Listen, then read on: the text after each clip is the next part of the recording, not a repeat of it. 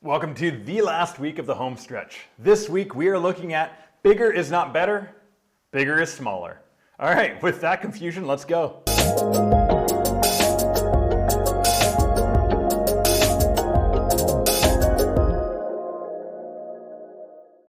Bigger is smaller. You heard me right. Yes, well, at least smaller makes better, whether bigger or smaller. Size does matter, but it's actually the way it works that I'm trying to get at today. It was far more fun and clear just to say it clearly, and now here we are. All right, so years ago, I was given this piece of wisdom that a big ship or a big system doesn't work unless all these small little pieces are working. And oddly, the same thing is true for small things. Small things don't work if all the smaller things aren't working. Don't believe me? Go outside to your car, or if it's in the garage, go to your car. Pop the hood, all right? Open the hood, prop the rod up, it's safer that way. All right, now you know a car is a big thing. It's quite big, unless you have a small car, then it's medium size, right? But you look at the hood, look in there, and you see some wires. Just grab a hold of them and yank them out, right? No, please don't.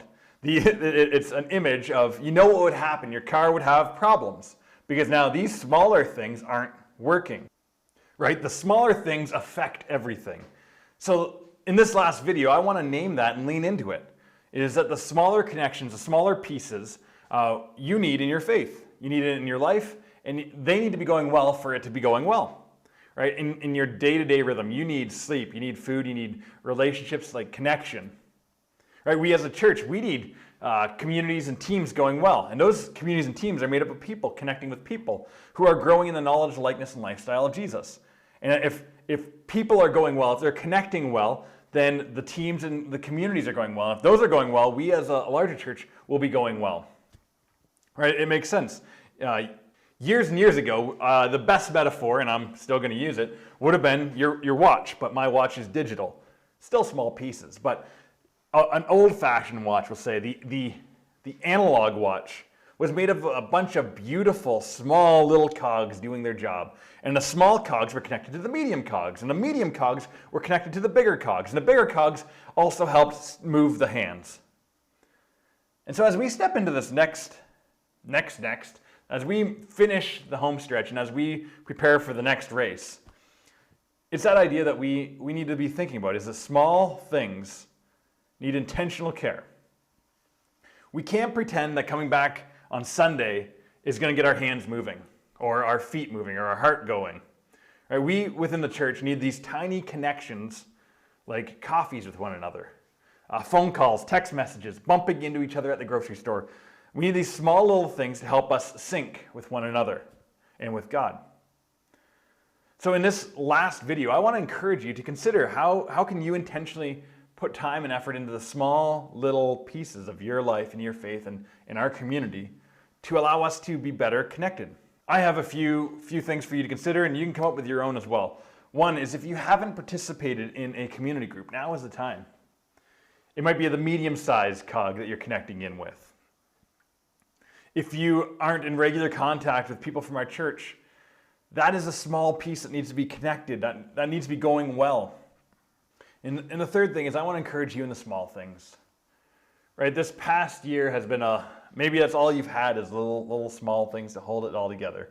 But know that as we collect all of our small pieces, all of our small moments over this past year, and as we bring them back together, there might be a unique way that God is connecting them in our bigger story. That God has been positioning each one of us over this past year for what He is about to do in our church. God is very interested in seeing our hands and our feet active in the neighborhood. God wants to see us bringing Him glory and worship. And He is the one that's keeping all of these together. So let's be intentional in the next week, because we're back very, very soon, to think about what has God been up to in our lives. And what little things can we continue to invest in, because the little things make little things go. The little things make the medium-sized things go. And the little things make the big things go. And so we can be faithful with what God has in front of us and connected to us. And we know that God will do amazing things through your life through our life as we are faithful to Him. Thank you for making it through these 9 weeks. I hope that these topics have been helpful for us to kind of position ourselves in an opportunity with language and ideas that we can find that meshing together, to find that opportunity as we regather. And I look forward to what God is going to do in your life in this next year and in our community as we regather, as we relaunch, and as we finish this line of COVID and we prep for the next race. So may God be with you, may God encourage you, and may we continue to see fruit from the time that you have spent thinking about these ideas as it comes to our community and your faith. See you soon.